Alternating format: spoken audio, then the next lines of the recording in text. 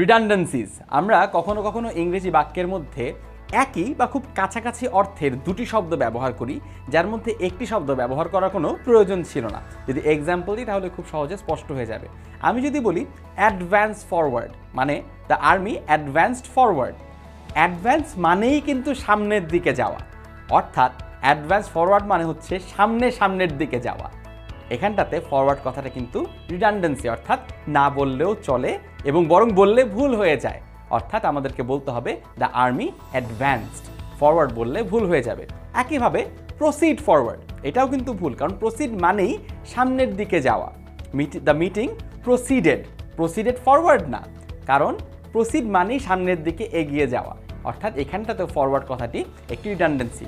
একইভাবে progress forward, এইটাও forward কথাটি রিডান্ডেন্সি।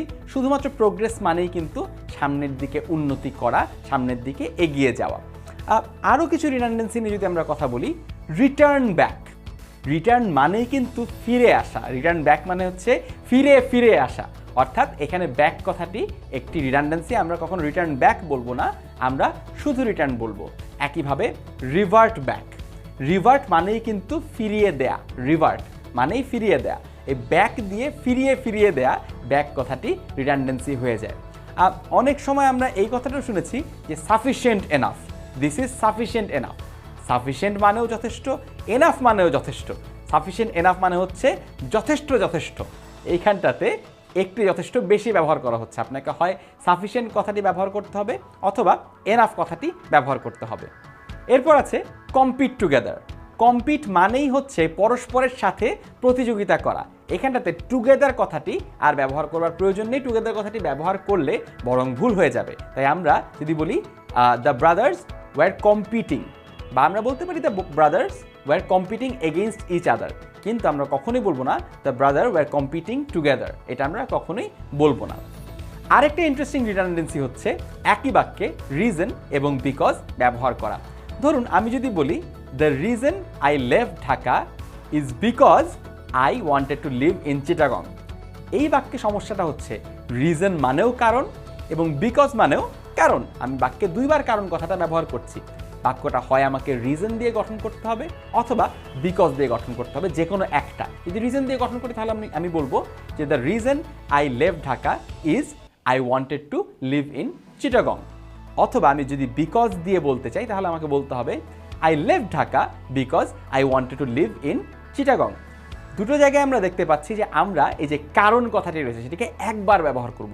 রিজন এবং বিকজ যদি একই সাথে দুটো বাক্যেই, মানে একই বাক্যে যদি দুটোই ব্যবহার করি তাহলে ভুল হয়ে যাবে। আরেকটা খুবই অদ্ভুত রিডান্ডেন্সি প্রায় হয়ে থাকে আমাদের, সেটা হচ্ছে জয়েন টুগেদার। জয়েন কথাটার মানেই কিন্তু পরস্পরের সাথে জয়েন করা, একত্রিত হওয়া। টুগেদার মানেও কিন্তু একত্রে, এই একত্রিত হওয়া ব্যাপারটা অনেকটা এরকম হয়ে যায়। অর্থাৎ আমরা যখন জয়েন কথাটা they joined for a party, যে they joined together for a party, এটা আমরা কখনোই বলবো না। আরেকটা খুবই অদ্ভুত রিডান্ডেন্সি আছে, সেটা হচ্ছে রিপিট অ্যাগেন। রিপিট মানেই আবারও বলা, আর রিপিট অ্যাগেন মানে হচ্ছে আবারও বলা।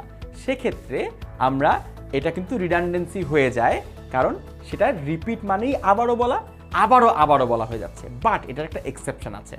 যদি আপনি একবার রিপিট করেন, কোনো একটা কথা আপনি একবার রিপিট করেছেন, তারপরে যদি কেউ বলে যে ক্যান ইউ রিপিট অ্যাগেন, তার মানে আপনি একবার রিপিট করেছেন, উনি বলছেন আপনি কি আবারও রিপিট করতে পারবেন, সেই ক্ষেত্রে রিপিট অ্যাগেন কথাটা কিন্তু টেকনিক্যালি ঠিক আছে। আরও বেশ কিছু রিডান্ডেন্সিস থাকছে পরবর্তী ভিডিওতে।